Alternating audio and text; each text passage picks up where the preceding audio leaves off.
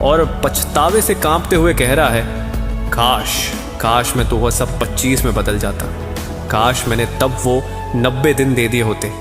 लेकिन अब बहुत देर हो चुकी है, सपने टूट चुके हैं और सिर्फ अफसोस बचा है। क्या तुम चाहते हो कि वो वर्जन हकीकत बन जाए? अगर नहीं तो इन पहले 10 दिनों में खुद को आग की तरह जलाओ। हर दिन, हर सुबह, हर घंटे ये सोच लेकर उठो, मैं वो इंसान नहीं बनूंगा जो सिर्फ सोचता रहा, मैं वो इंसान बनूंगा जिसने करके दिखाया। याद रखो, पहले 10 दिन तुम्हें परखेंगे, तोड़ेंगे, झुकाएंगे, लेकिन अगर तुम टिक गए तो बाकी 80 दिन तुम्हारे सामने झुक जाएंगे। आगे 11वें दिन से 20वें दिन तक फोकस का खेल। अब तक तुम्हारा शरीर, तुम्हारा दिमाग इस नए रूटीन को थोड़ा बहुत मानने लगेगा, लेकिन यहीं से असली चैलेंज शुरू होता है, क्योंकि अब सिर्फ उठना और करना काफी नहीं, अब करना है सही काम, सही दिशा में। ये 10 दिन तुम्हें सिखाएंगे कि बड़े सपने को छोटे छोटे टुकड़ों में कैसे बांटा जाता है। अगर तुम्हारा सपना बिजनेस है तो सिर्फ सपने मत देखो, रिसर्च शुरू करो, मार्केट समझो, प्लान तैयार करो। अगर तुम्हारा टारगेट फिटनेस है तो अब डाइट और वर्कआउट सिर्फ सोचो मत, उसे फिक्स करो, लिख लो और उस पर चट्टान की तरह टिक जाओ। अगर तुम्हें कोई स्किल सीखनी है तो रोज के घंटे तय करो, चाहे बारिश हो या धूप, वो टाइम तुम्हारा पवित्र समय होना चाहिए। और याद करो वो दिन जब किसी ने तुम्हारे सामने हंसते हुए कहा था तेरे बस का नहीं है। वो आवाज, वो ताना, वो शक आज भी तुम्हारे अंदर कहीं गूंजता है। तो अब वक्त है उन्हें गलत साबित करने का। लेकिन ध्यान रखना, तुम ये लड़ाई शोर मचाकर नहीं जीतोगे, ये जंग चुपचाप होगी। ना सोशल मीडिया पर दिखावा, ना किसी को प्रूव करने की जल्दी। तुम्हारा काम है फोकस बनाए रखना, क्योंकि ये 10 दिन तुम्हारी आदतों को मजबूत करेंगे, तुम्हारे गोल्स को दिशा देंगे और तुम्हें उस रास्ते पर डाल देंगे जहां से वापसी का कोई मतलब नहीं। ये फोकस का खेल है और इसमें हारने की कोई जगह नहीं है। आगे 21वें दिन से 30वें दिन ये है पुराने रिश्तों का टेस्ट, और यहीं से असली खेल शुरू होता है। अब तक तुम्हारा फोकस, तुम्हारी मेहनत, तुम्हारी नई आदतें, सब कुछ मिलकर तुम्हें बदल रहे हैं, लेकिन ये बदलाव सबको अच्छा नहीं लगेगा। कुछ लोग जिन्होंने तुम्हें हमेशा उसी जगह, उसी लेवल पर देखा है, वो तुम्हारे इस नए रूप से डरने लगेंगे, क्योंकि तुम्हारा फोकस उनकी आराम वाली जिंदगी के लिए खतरा है। तुम्हारा उठना, तुम्हारा मेहनत करना उन्हें उनके आलस की याद दिलाता है। दोस्त कहेंगे तू बदल गया है, और तुम उनसे कहोगे हाँ मैं बदल रहा हूं, और यही सही है। ये 10 दिन तुम्हें सिखाएंगे कि हर कोई तुम्हारे साथ नहीं चलेगा, और ये बिल्कुल ठीक है, क्योंकि हर सफर में कुछ लोग सिर्फ शुरुआत के लिए होते हैं, अंत तक साथ देने के लिए नहीं। ये वक्त तुम्हें मजबूर करेगा चुनने के लिए, या तो सबको खुश रखने के लिए अपनी रफ्तार धीमी कर लो, या फिर अपनी रफ्तार बनाए रखो और उन्हें पीछे छोड़ दो। याद रखना, जो सच में तुम्हारे अपने हैं वो तुम्हें बदलते हुए देख खुश होंगे, और जो नहीं है वो तुम्हें रोकने की कोशिश करेंगे। 21 से 30 दिन ये तुम्हारे रिश्तों की सच्चाई दिखाएंगे, और एक बार जब तुमने सच्चाई देख ली तो फिर वापस पुरानी भीड़ में जाने का कोई मतलब नहीं रहेगा। आगे 31वें दिन से 45वें दिन ये है थकान और शक का दौर, और यकीन मानो यही वो समय है जब ज्यादातर लोग खेल छोड़ देते हैं, क्योंकि शुरुआती जोश, वो आग जिससे तुमने सफर शुरू किया था, अब थोड़ी धीमी पड़ने लगी है। रूटीन अब नया नहीं लगता, और सबसे बड़ी बात, तुम्हें वो बड़े नतीजे अभी नजर नहीं आ रहे। तुम्हारा मन फुसफुसाएगा, यार छोड़ दे, पहले जैसी जिंदगी आसान थी, इतना क्यों भाग दौड़ करनी, किसके लिए? और अगर तुमने इस आवाज को मान लिया तो समझ लो तुम वहीं लौट जाओगे जहां से ये सफर शुरू किया था, और वहां लौटने का मतलब है फिर से उसी पिंजरे में कैद होना जहां तुम पहले थे। याद रखो, हर बड़ी जीत से पहले हार का सबसे बड़ा डर आता है, हर पर्वत की चोटी से पहले सबसे कठिन चढ़ाई आती है, और हर उस इंसान के सामने जो इतिहास में नाम छोड़ गया, एक वक्त ऐसा आया था जब उसने खुद से पूछा था क्या मैं सच में ये कर सकता हूं? लेकिन फर्क बस इतना था, उन्होंने रुकना नहीं चुना, उन्होंने थकान को अपना दुश्मन नहीं अपना सबक बना लिया। 31 से 45 दिन ये तुम्हें तोड़ने की कोशिश करेंगे, तुम्हें थका देंगे, तुम्हें शक में डाल देंगे, लेकिन अगर तुम यहाँ टिक गए तो सफर का सबसे खतरनाक मोड़ पार कर लोगे, और उसके बाद जो नज़ारा मिलेगा वो सिर्फ उन्हीं को दिखता है जो बीच में हार नहीं मानते। 46वें दिन से 60वें दिन ये है छोटे छोटे जीत के दिन। अब तुम्हें फर्क दिखने लगेगा, शायद आईने में तुम्हारा शरीर पहले से फिट नजर आए, शायद वो स्किल जो पहले मुश्किल लगती थी अब तुम्हारे हाथों में बहने लगी हो, या शायद तुम्हारे काम के रिजल्ट धीरे धीरे सामने आने लगे हों। ये छोटे छोटे जीत तुम्हारे अंदर एक नई ताकत भरेंगी। ये वो पल है जब तुम्हें लगेगा हाँ मैं कर सकता हूँ और मैं कर रहा हूँ, लेकिन यहीं पर एक बड़ा खतरा है, घमंड। ये छोटी छोटी जीतें अगर तुम्हारे सिर चढ़ गईं तो वो तुम्हें आगे बढ़ाने के बजाय वापस नीचे गिरा देंगी। याद रखो, ये जीतें बस मंजिल की छोटी छोटी झलक हैं, मंजिल नहीं। ये ऐसे हैं जैसे पहाड़ चढ़ते चढ़ते बीच में कोई नज़ारा अच्छा लग गया और तुम रुक गए। पर अगर तुम रुक गए तो चोटी कभी नहीं देख पाओगे। 46 से 60 दिन तुम्हें सिखाएंगे कैसे जीत के बाद भी विनम्र रहना है, कैसे आगे बढ़ते रहना है, और कैसे ये समझना है कि असली सफ़र अब भी बाकी है। ये समय तुम्हें 2 रास्तों पर खड़ा करेगा, एक जहां तुम सोचो बस अब काफ़ी है, और दूसरा जहां तुम कहो ये तो बस शुरुआत है। अगर तुमने दूसरा रास्ता चुना तो आने वाले दिन तुम्हारी जिंदगी बदल देंगे। 61वें दिन से 75वें दिन, ये है नई पहचान का निर्माण। अब तुम सिर्फ मेहनत करने वाले इंसान नहीं हो, अब तुम वो हो जिसे लोग नोटिस करने लगे हैं। तुम्हारे अंदर का बदलाव अब बाहर से भी दिखने लगा है। लोग तुम्हारे बारे में बात करने लगे हैं। कुछ तो बदल गया है इसमें, पहले जैसा नहीं रहा। लेकिन याद रखना, ये बस शुरुआत है।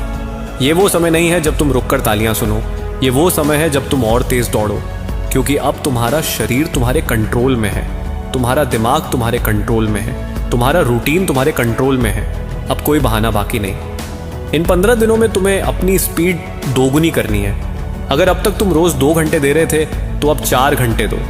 अगर अब तक तुमने 10 कदम लिए तो अब 20 कदम लो। ये वो फेज है जब तुम्हारा हर दिन तुम्हारी आने वाली पहचान को गढ़ रहा है। तुम्हारा हर फैसला तुम्हारे नाम को आकार दे रहा है। 61 से 75 दिन तुम्हें सिखाएंगे कि पहचान बनाई नहीं जाती, जीती जाती है, और वो भी दिन रात बिना रुके। अब वक्त है अपने ही पिछले रिकॉर्ड को तोड़ने का, क्योंकि मंजिल अभी भी दूर है, लेकिन तुम्हारे पैर अब उड़ान भरने को तैयार है। 76वें दिन से 90 दिन, ये है फाइनल वॉर। अब तक का हर दिन तुम्हें इस पल तक लाया है, लेकिन ये आखिरी 15 दिन ये तुम्हें पहले से भी ज्यादा धक्का देंगे, क्योंकि अब सिर्फ मेहनत नहीं, अब तुम्हारे अंदर का असली रूप तैयार होने वाला है। ये वो वक्त है जब तुम्हारा शरीर थक चुका होगा, तुम्हारा दिमाग कहेगा बस अब काफ़ी है, लेकिन तुम्हारा दिल वो चीखेगा बस थोड़ा और। यही तो वो पल है। हर सुबह उठना अब एक युद्ध जैसा लगेगा, लेकिन हर रात सोने से पहले तुम्हें महसूस होगा कि आज तुम अपने पुराने वर्जन से एक कदम और आगे निकल गए हो। और फिर वो आखिरी दिन आएगा, तुम आईने के सामने खड़े होंगे और तुम्हें सिर्फ अपना चेहरा नहीं दिखेगा, तुम्हें दिखेगा वो इंसान जिसने अपने बहानों को हराया, अपने डर को हराया, अपनी पुरानी जिंदगी को पीछे छोड़ दिया। तुम्हें दिखेगा एक योद्धा जो न सिर्फ 90 दिन जीता बल्कि अपनी पूरी जिंदगी बदल दी। याद रखना, ये फाइनल वॉर सिर्फ मंजिल नहीं है, ये तुम्हारी नई शुरुआत है, क्योंकि अब तुम जानते हो तुम क्या कर सकते हो, तुम कितनी दूर जा सकते हो, और तुम्हें रोकने वाला कोई नहीं। अगर आज आप मुझसे पूछो कि शुरुआत कहां से करें, तो मैं कहूंगा पहले अपने लिए जीत और हार की परिभाषा लिखो, और वो सिर्फ एक ही चीज पर आधारित हो, क्या आपने अपने नियमों का पालन किया या नहीं। फिर तय करो कि हर ट्रेड में आप अपनी पूंजी का कितना हिस्सा रिस्क में डालोगे, जैसे सिर्फ 1% या 2%। और हर ट्रेड से पहले खुद से 3 सवाल पूछो, क्यों ये ट्रेड ले रहा हूं, कहां एंट्री और एग्जिट होगी, और कितना रिस्क लूंगा। मैंने भी हाल ही में अपने पिछले 10 ट्रेड्स की लिस्ट बनाई और देखा कि जहां मैंने नियम तोड़े वहीं नुकसान हुआ, और जहां मैंने नियम माने वहां नतीजा अच्छा रहा, चाहे वो मुनाफा हो या छोटा सा नुकसान। फर्क सिर्फ इतना था कि नियम ने मुझे बचा लिया। तो याद रखो, मार्केट का असली खजाना बाहर नहीं, आपके अंदर है, बस उसे ढूंढना और संवारना है। और जिस दिन आपने खुद पर यह महारत हासिल कर ली, उस दिन मार्केट आपका होगा। देखो, ट्रेडिंग में सबसे बड़ी गलती हम तब करते हैं जब सिर्फ स्क्रीन के छोटे छोटे मूव्स पर नजर गड़ा देते हैं और बड़ी तस्वीर देखना भूल जाते हैं।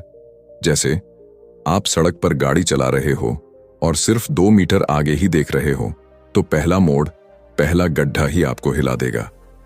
लेकिन अगर आप दूर तक देख रहे हो तो आपको पहले से पता चल जाएगा कि आगे ट्रैफिक है, मोड़ है या रास्ता बंद है। मार्केट भी ऐसा ही है। अगर आप सिर्फ इंट्राडे के छोटे छोटे सिग्नल देखकर ट्रेड लेते हो, लेकिन यह नहीं जानते कि बड़ा ट्रेंड ऊपर है या नीचे, वोलेटिलिटी ज्यादा है या कम, कौन सा सेक्टर मजबूत है और कौन कमजोर, तो आप अंधेरे में तीर चला रहे हो। पहले दूर से देखना सीखो, जैसे वीकली और डेली चार्ट देखो।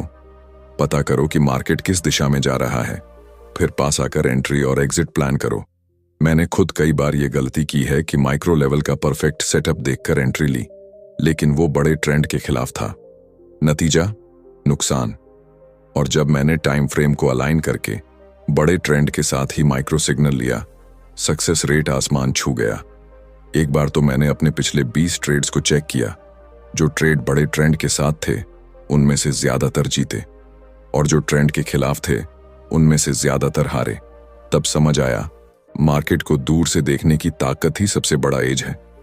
अब मैं हमेशा पहले बड़ी तस्वीर देखता हूं, फिर छोटा सेटअप चुनता हूं, और यकीन मानो ये आदत मेरी ट्रेडिंग को पूरी तरह बदल चुकी है। जब मैंने ट्रेडिंग शुरू की थी तब लगता था कि पैसे कमाने का बस एक ही रास्ता है, चार्ट खोलो, खरीदो, बेचो और मुनाफा कमा लो। लेकिन धीरे धीरे समझ आया कि मार्केट में कमाई के कई रास्ते हैं।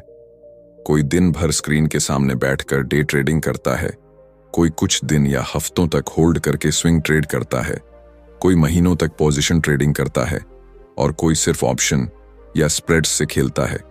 ये सब रास्ते अलग हैं, और हर रास्ता हर इंसान के लिए सही नहीं होता।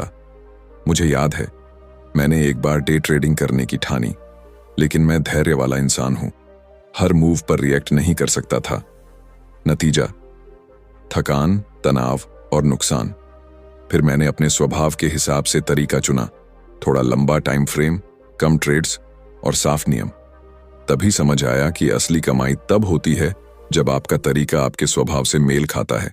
हर स्ट्रेटजी का अपना एज होता है, लेकिन उसकी एक सीमा भी होती है।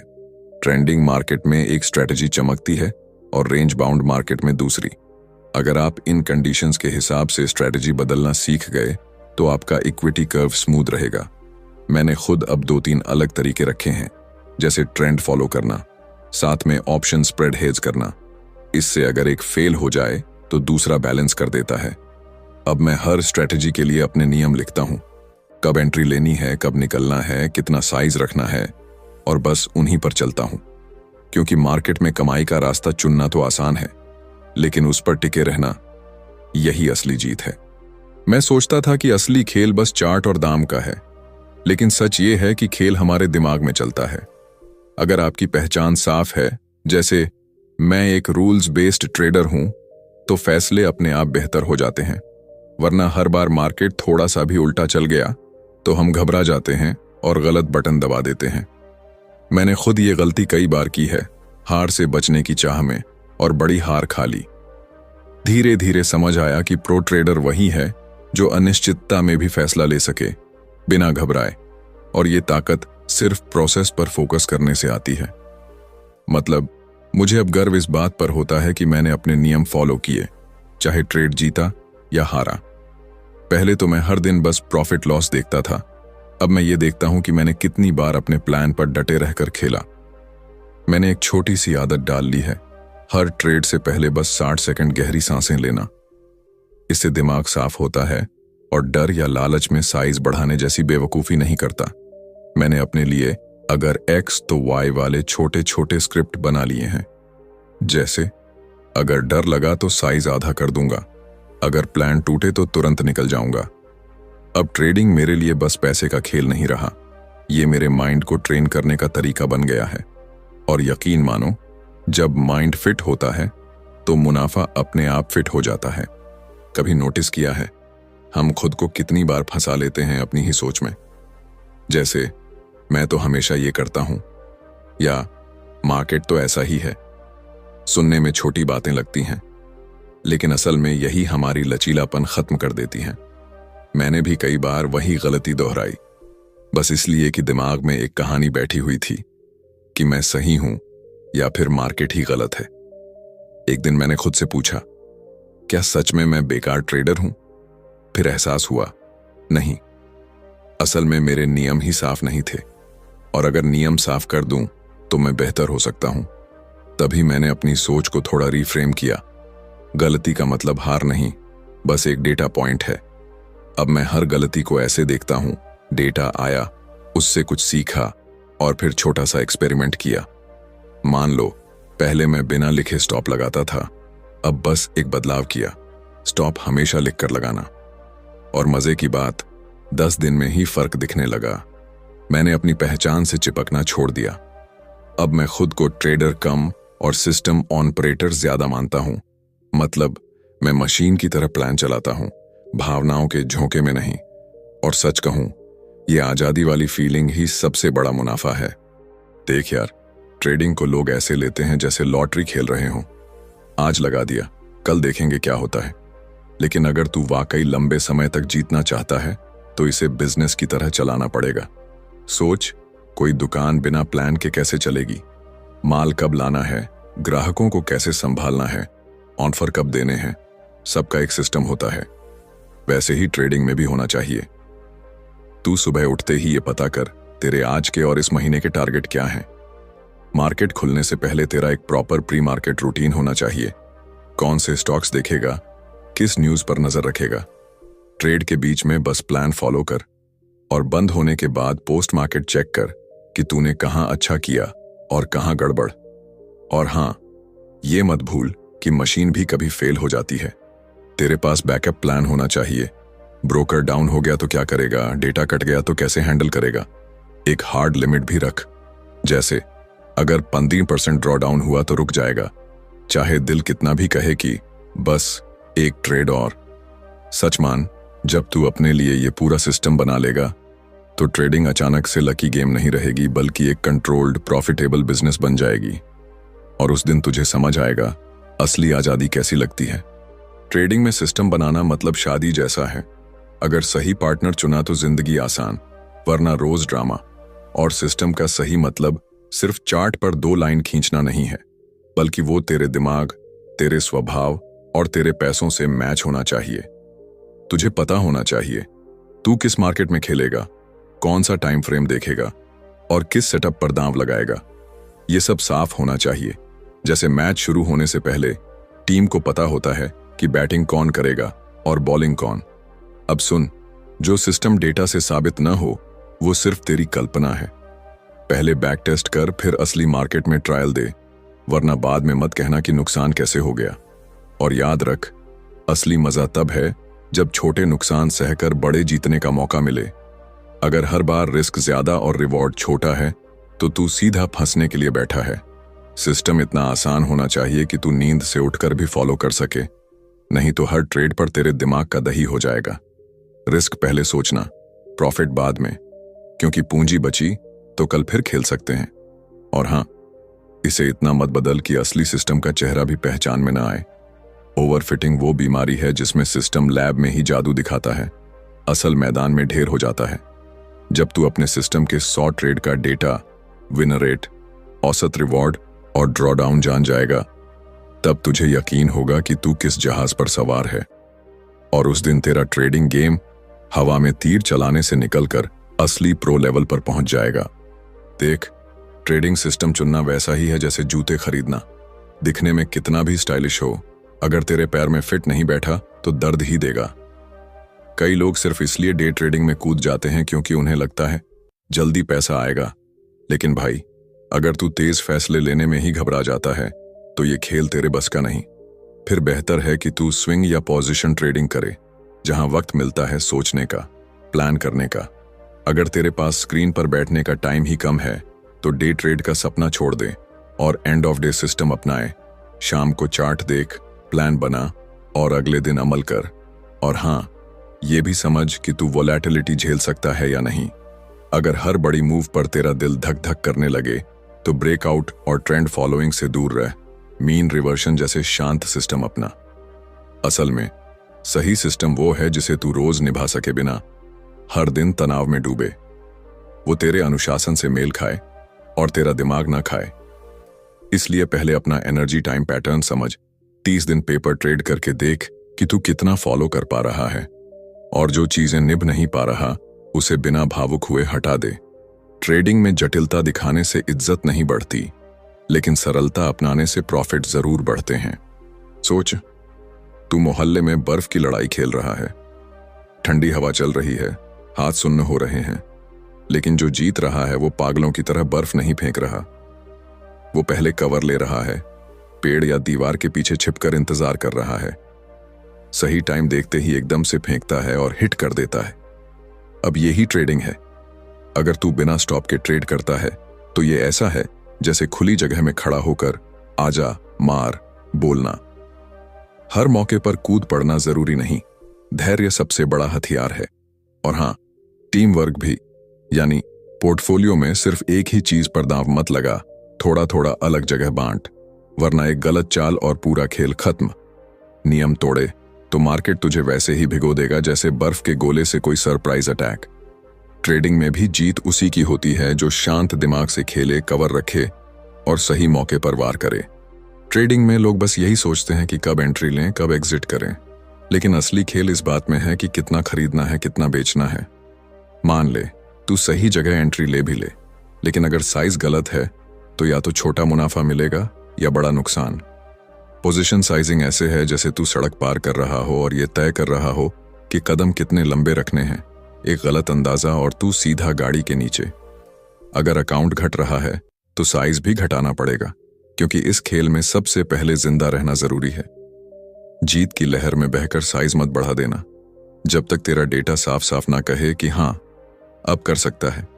और याद रख, एक ट्रेड नहीं, पूरे पोर्टफोलियो का रिस्क मैनेज करना होता है, वरना एक झटका और पूरा खाता खाली।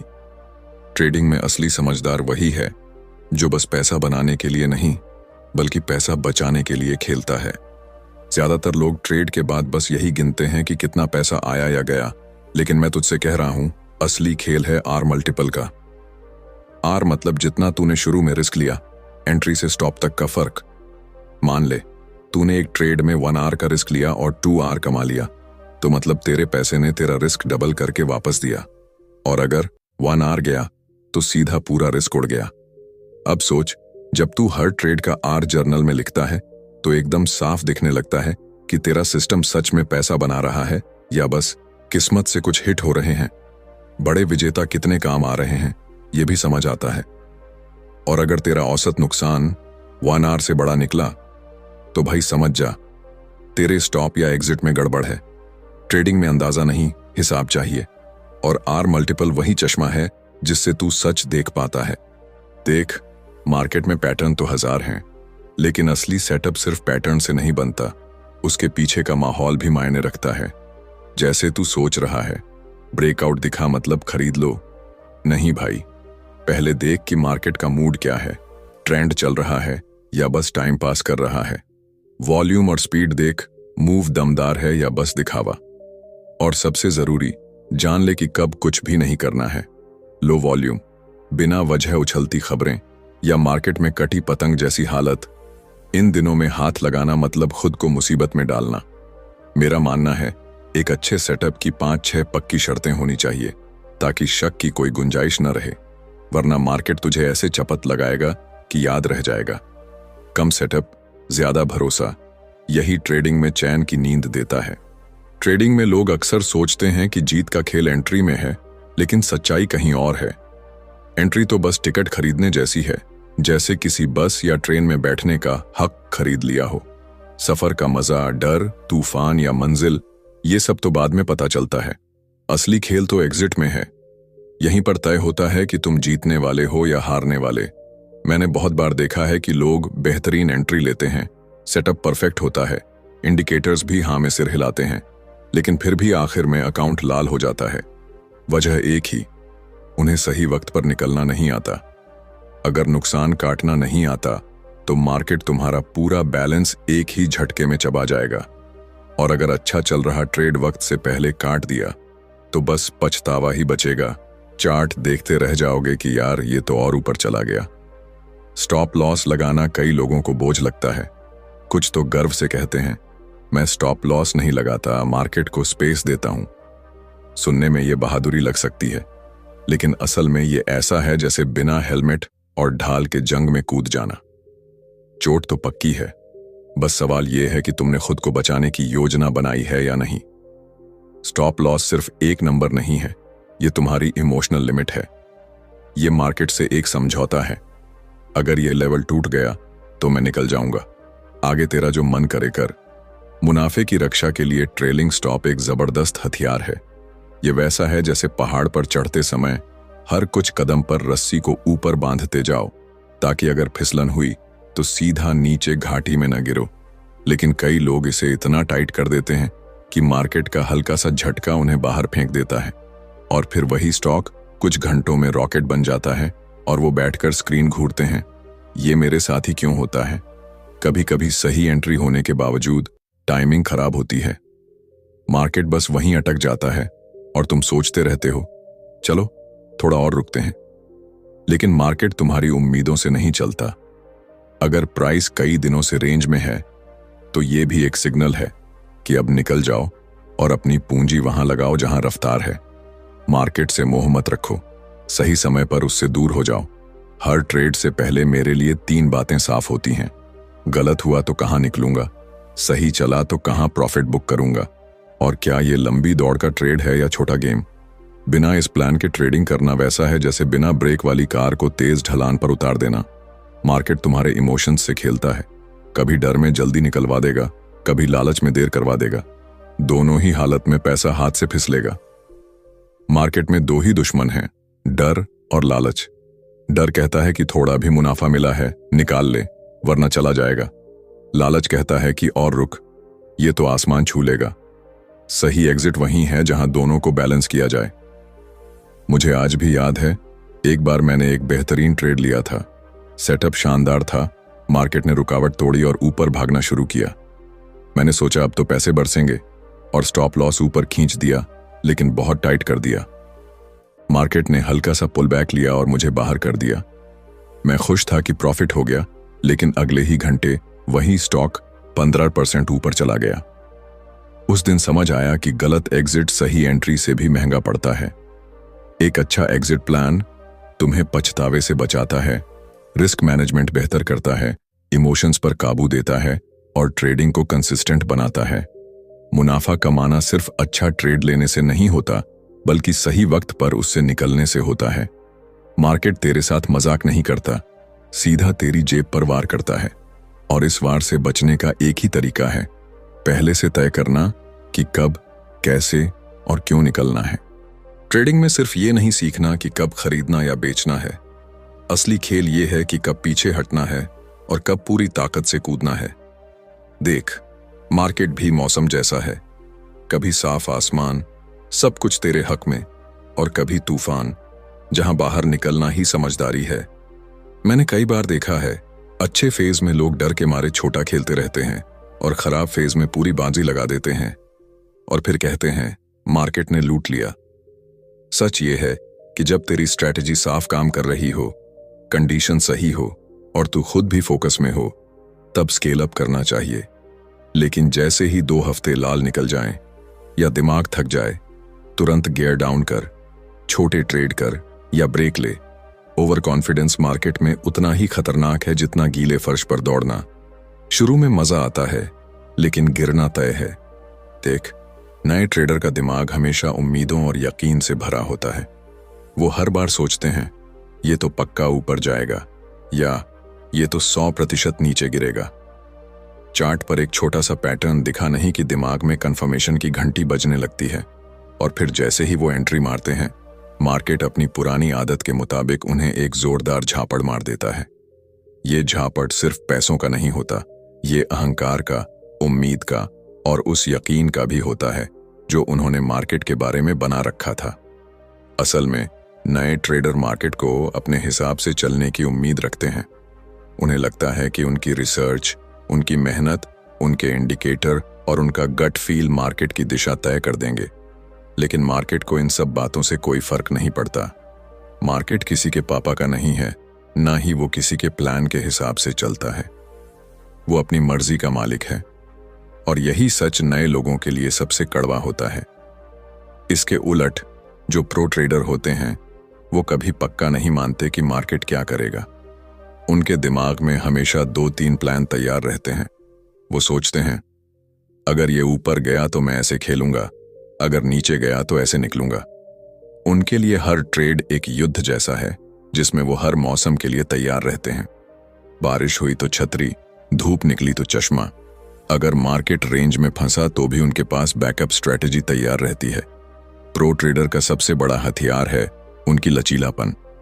वो मार्केट को कंट्रोल करने की कोशिश नहीं करते, बल्कि उसके हिसाब से खुद को एडजस्ट करते हैं। उन्हें पता है कि मार्केट गलत नहीं होता।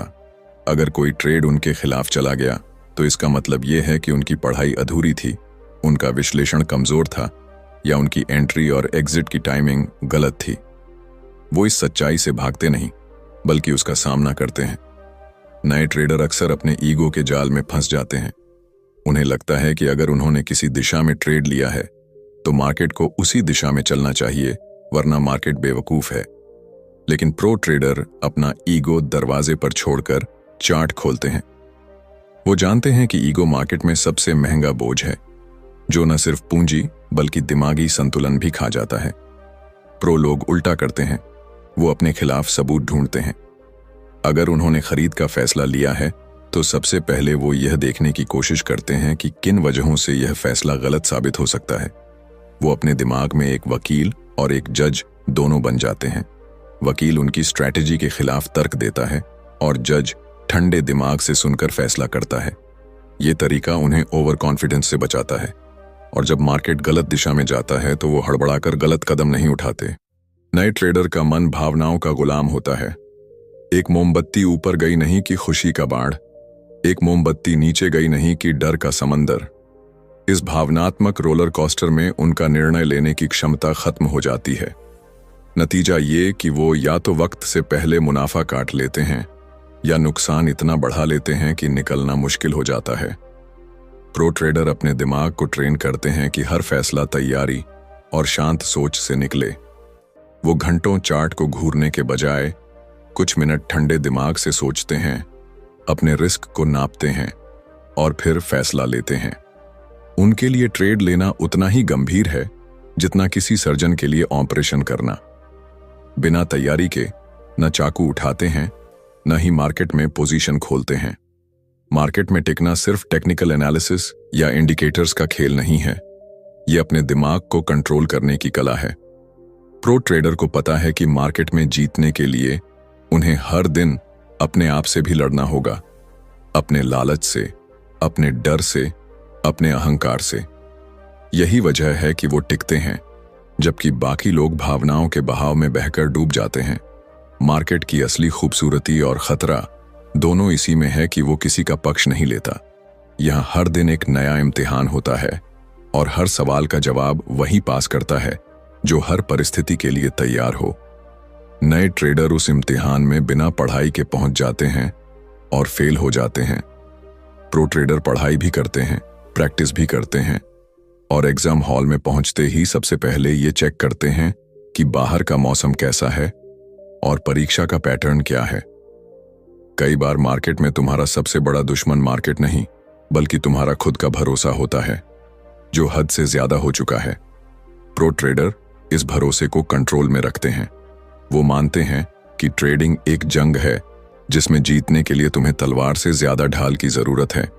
हर प्लान में एक रास्ता बचाव का होना जरूरी है और हर जीत के बाद खुद को याद दिलाना जरूरी है कि अगली बार भी हारने का खतरा उतना ही है जितना आज था। जो लोग ये मानते हैं कि मार्केट उनकी मेहनत का इनाम जरूर देगा, वो जल्दी टूट जाते हैं। लेकिन जो लोग ये मानते हैं कि मार्केट सिर्फ मौके देता है, इनाम खुद कमाना पड़ता है, वो लंबे समय तक खेल में टिके रहते हैं। प्रो ट्रेडर हर मौके को ऐसे पकड़ते हैं जैसे कोई शिकारी जंगल में शिकार देखता है। जल्दी नहीं करता, ध्यान से निशाना लगाता है और तभी वार करता है जब यकीन हो कि तीर सही लगेगा। अंत में फर्क सिर्फ सोच का होता है। नए ट्रेडर उम्मीद में खेलते हैं, प्रो ट्रेडर तैयारी में। नए ट्रेडर मार्केट को अपनी बात मनवाने की कोशिश करते हैं, प्रो ट्रेडर मार्केट से सीखते हैं और उसके हिसाब से चलते हैं। नए ट्रेडर भावनाओं में बह जाते हैं, प्रो ट्रेडर भावनाओं को किनारे रखकर ठंडे दिमाग से फैसले लेते हैं और यही ठंडा दिमाग उन्हें तूफान में भी तैरते रहने देता है जबकि बाकी लोग लहरों में डूब जाते हैं। देख, लोग समझते हैं कि अनुशासन मतलब सुबह उठकर मोटिवेशनल गाना सुनना और खुद से बोलना, आज मैं फोकस्ड रहूंगा। लेकिन सच्चाई ये है कि असली अनुशासन इच्छा शक्ति से नहीं आता, ये आता है सिस्टम से, डिजाइन से। जैसे अगर ट्रेडिंग जर्नल अपडेट करना एक क्लिक का काम हो तो बहाने नहीं बनेंगे। अगर ऑर्डर टेम्पलेट पहले से तैयार हो तो गलती की गुंजाइश कम होगी। जितने कम फैसले लेने पड़ेंगे उतनी कम थकान होगी। और हां, खुद को रिवॉर्ड देना मत भूलना। अगर हफ्ते भर नियम माने तो अपने लिए कुछ अच्छा करो, लेकिन अकाउंटेबिलिटी भी जरूरी है, चाहे खुद को रिपोर्ट दो या किसी भरोसेमंद दोस्त को। सुबह शाम की छोटी चेकलिस्ट बनाओ और एक नियम रखो, अगर चेकलिस्ट 80% पूरी नहीं तो ट्रेड नहीं, और अगर नियम तोड़ा तो खुद को पेनल्टी दो। क्योंकि ट्रेडिंग में अनुशासन वो चीज है जो आपको मार्केट में लंबे वक्त तक जिंदा रखती है, बाकी सब बाद में। ट्रेडिंग में सबसे कड़वा सच ये है कि गलतियां सिखाती तो बहुत हैं, लेकिन फीस भी भारी वसूलती है। फर्क बस इतना है कि कुछ लोग उस महंगे सबक को याद रखते हैं और सिस्टम में कैद कर लेते हैं, और कुछ वही गलती फिर दोहरा देते हैं। मान लो आपने गलत जगह एंट्री ली और पैसा डूबा। बस गलत था कहकर आगे बढ़ना काफी नहीं। खुद से पूछो, असल वजह क्या थी? नियम साफ नहीं थे, इमोशन हावी थे, टेक्निकल गड़बड़ था, या ध्यान कहीं और था? और फिर सिर्फ सोच कर नहीं, सिस्टम में बदलाव करो, नियम अपडेट करो, दिमाग में माइंड स्क्रिप्ट डालो और माहौल ऐसा बनाओ कि वही चूक फिर ना हो। मैं मानता हूं, छोटी सी पोस्टमार्टम करने में मजा नहीं आता, लेकिन वहीं से बड़ी प्रगति शुरू होती है। आखिर ट्रेडिंग में गलती तो दुश्मन नहीं, असली दुश्मन है गलती से कुछ न सीखना। मार्केट वैसा दोस्त है जो हर हफ्ते नया मूड लेकर आता है, कभी हंसता है, कभी गुस्सा करता है, कभी बस चुपचाप बैठा रहता है। अगर आप उसी पुराने तरीके से उससे डील करोगे तो वो आपको बस नजरअंदाज कर देगा, या और बुरा, आपको महंगा सबक सिखा देगा। टिके रहने का मतलब ये नहीं कि बस वही स्ट्रैटेजी पकड़े रहो जो पहले चली थी, बल्कि वक्त के साथ उसे अपडेट करते रहो। जैसे डॉक्टर अपने मरीज का रेगुलर चेकअप करता है, वैसे ही सिस्टम का हेल्थ चेक जरूरी है। देखो, विनर रेट गिर तो नहीं रहा, ड्रॉडाउन बढ़ तो नहीं रहा, और बदलाव भी ऐसे नहीं कि बस कल से फुल रिस्क पर लग जाओ। पहले छोटा टेस्ट करो, फिर धीरे धीरे स्केल करो। मैं तो कहता हूं, मार्केट से रिश्ते में भी फ्लेक्सिबिलिटी जरूरी है, वरना यह रिश्ता ज्यादा दिन नहीं टिकेगा।